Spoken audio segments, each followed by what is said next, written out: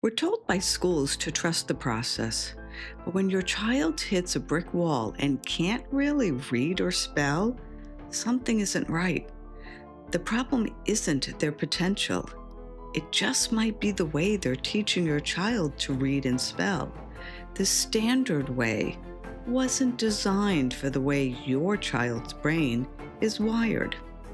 Hi there, it's Tracy, and I'm glad you're here. I know that sinking feeling when reading becomes a guessing game and spelling lists, well, they're not working. It feels like you're running out of time, but I promise you, you aren't. Today, you and I are going to look at 3 simple tools that you can use at home to finally help your child crack the reading and spelling code. Because we want our kids to read and spell with confidence. Well, hello, everyone. My name is Tracy Young, OG tutor extraordinaire, founder of theliteracykeys.com, and most importantly, mom of a dyslexic daughter. Welcome to my podcast, where you'll discover ways to unlock your child's reading potential. I'll share tips, strategies, and war stories that have happened along the way, because everyone deserves to be able to read. So let's get started. Hello, and welcome back to the Literacy Keys. I'm your host, Tracy Young. Today, we are talking about child literacy, specifically how to teach reading and how to teach spelling in a way that actually honors how your child's brain is wired.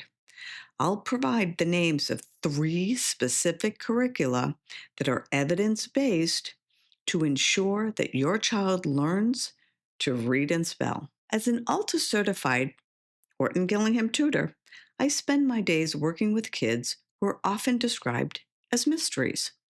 These are students in upper elementary grades who are incredibly smart, but they're hitting a brick wall. Not literally, please. Teachers see that there's an issue, but many haven't been trained in child literacy. And parents rely on the teachers to be the experts in teaching child literacy, right? So we're creating this whole situation where your child isn't succeeding. Unfortunately, it creates a loop of frustration. If your child is struggling, I want to tell you something vital.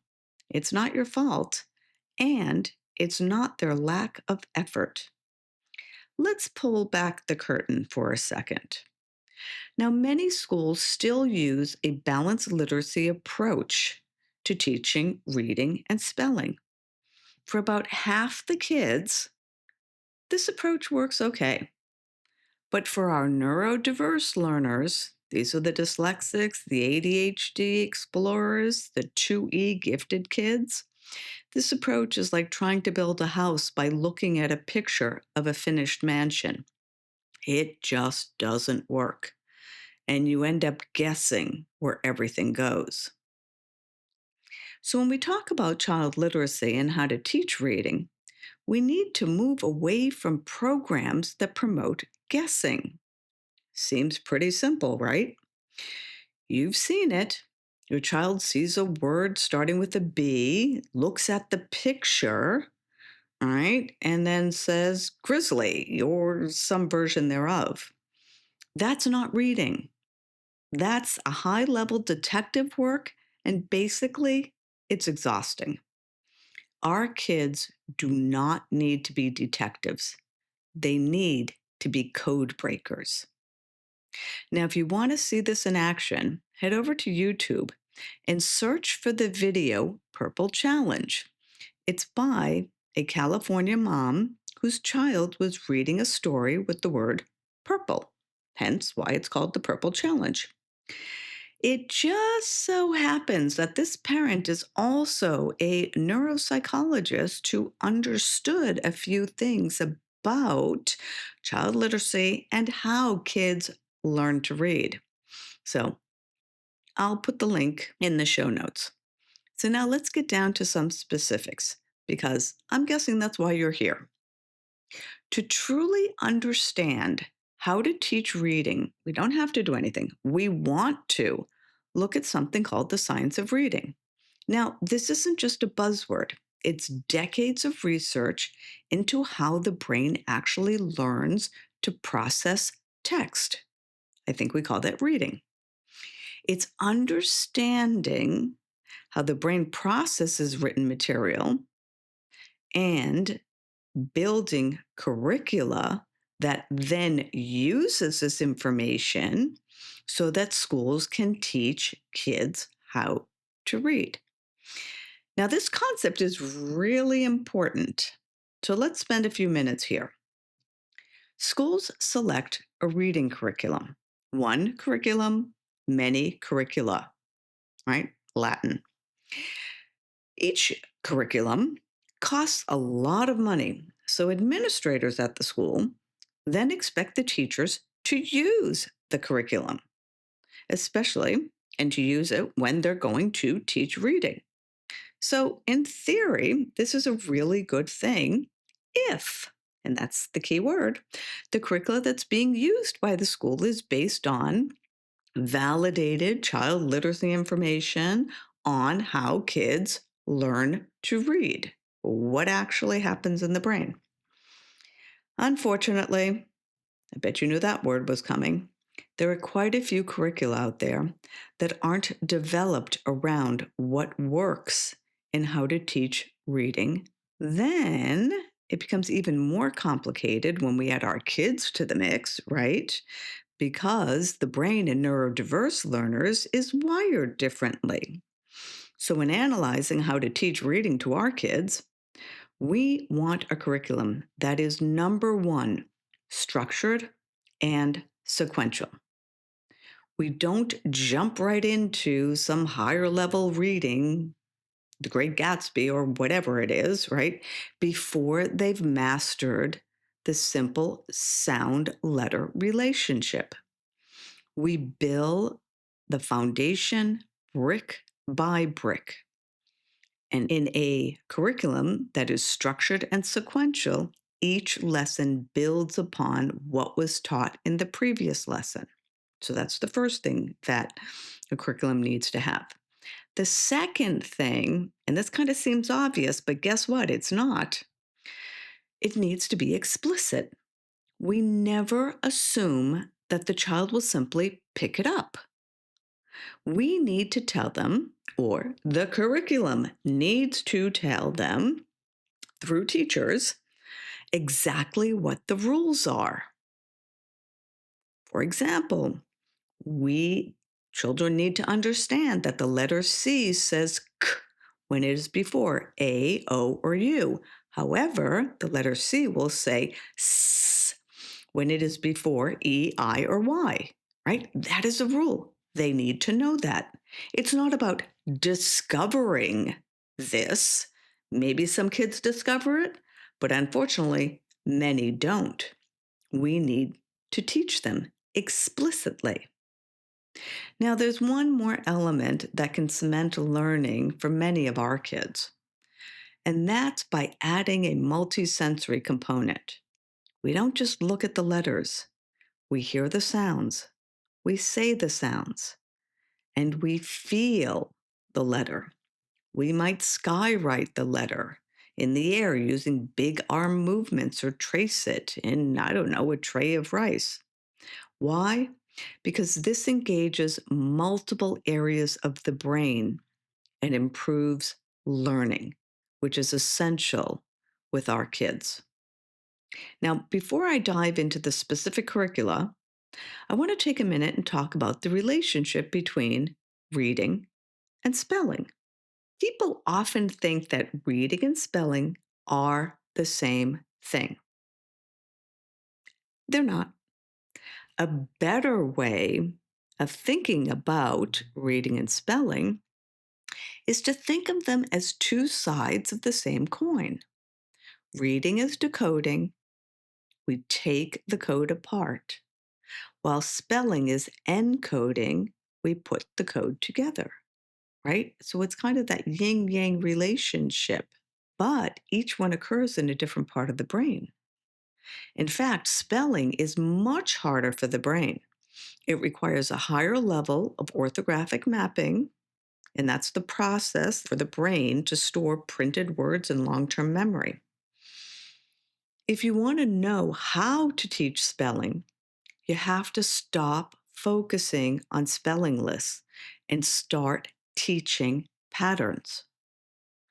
So instead of memorizing 20 random words for a test on Friday, in which how to spell them, the kids are probably going to forget it by Monday, we teach why, the rule behind why words are spelled the way they are. Why is there a CK at the end of the word truck, but just a K at the end of the word pink? Surprise, surprise, there's a rule. And when the child learns the rule, they don't just learn how to spell one word, they learn how to spell hundreds that follow that pattern. So now, let's get to the specific curricula. All right. Now, I'm a big believer in not reinventing the wheel. You are a busy parent. You do not need to create your own curriculum from scratch. Some of you may want to, go for it. All you simply want to know is how to teach reading or to supplement the instruction that they're getting at school, right? And how to teach spelling to your kid. Maybe you're homeschooling, or maybe you're simply supplementing the instruction for your child. All right, so let's get down to specifics and discuss 3 programs. The first is called All About Reading and All About Spelling. Now, this is the gold standard for many homeschoolers, and it's the gold standard for a reason. It's an open and to go program, meaning you, as the parent, do not need a PhD in linguistics to use it.